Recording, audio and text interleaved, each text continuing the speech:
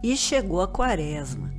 Esse ano eu vou contar os relatos de vocês, então fica até o final para saber como mandar o seu e ouvir o horror que um dos nossos pacientes passou em sua casa. Foram manifestações aterrorizantes que possivelmente o seguiram de outra casa e eram controladas por uma entidade maligna. E deixa o like, porque vai valer a pena.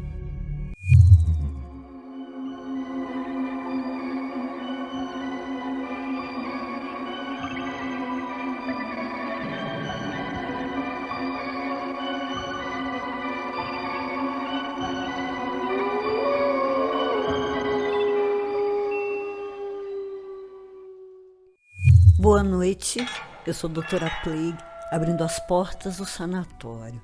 E sejam bem-vindos às noites de Quaresma. O primeiro relato dessa Quaresma é do paciente Igor Bezerra, e não é o primeiro que ele conta pra gente. Quem quiser ver o outro relato dele e também o dos outros pacientes, eu deixei a playlist aí no card e também no final do vídeo. Então, Igor, muito obrigada de novo pelo seu relato.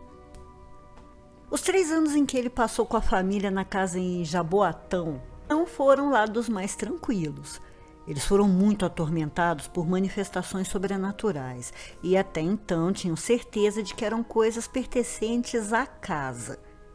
Mas depois desse período, a família voltou para a casa antiga, onde Igor passou a infância e um pedaço da adolescência.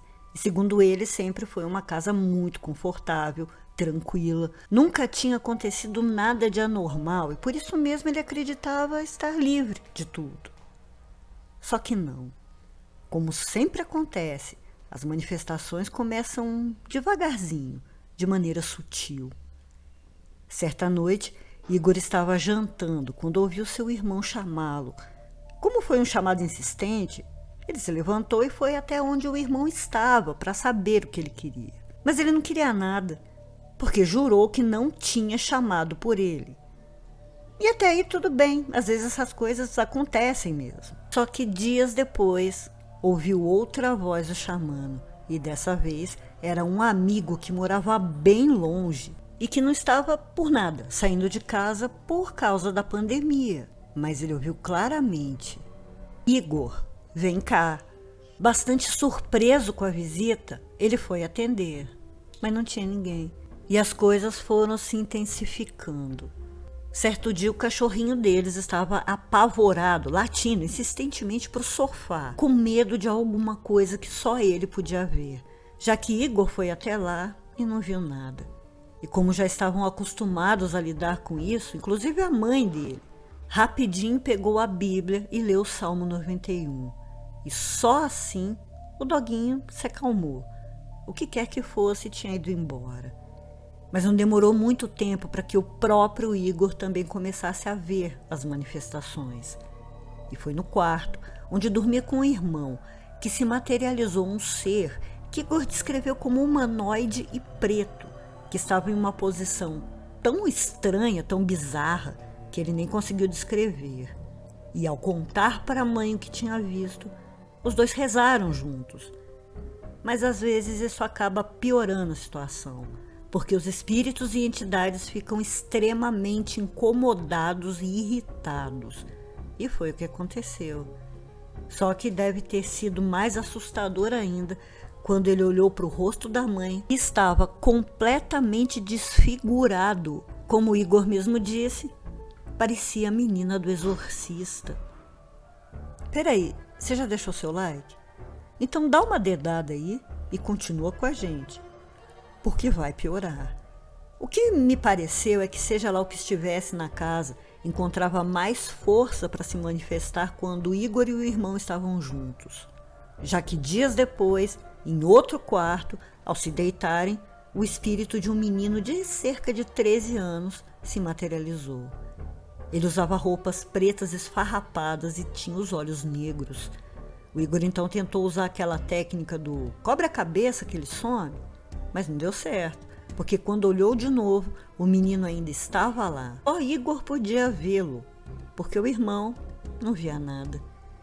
Lentamente o espírito foi se desfazendo, se desmanchando dos pés à cabeça, até sumir por completo. Isso sem contar em passos pela casa durante toda a noite, quando todos estavam dormindo, e muitos barulhos na casa e nas janelas. E outro fato bem assustador foram 2 episódios de paralisia do sono. Além de não conseguir se mexer, o Igor também não conseguia gritar para pedir ajuda. E havia uma presença maligna com ele. E ele a viu. Quando uma das paredes começou a ficar preta, uma sombra também preta se formou, bem perto dele. E o Igor contou que depois da segunda paralisia, as manifestações simplesmente pararam. O que eu acredito que tenha acontecido é que algo bem perigoso pode tê-lo seguido da outra casa, por ele ser sensitivo.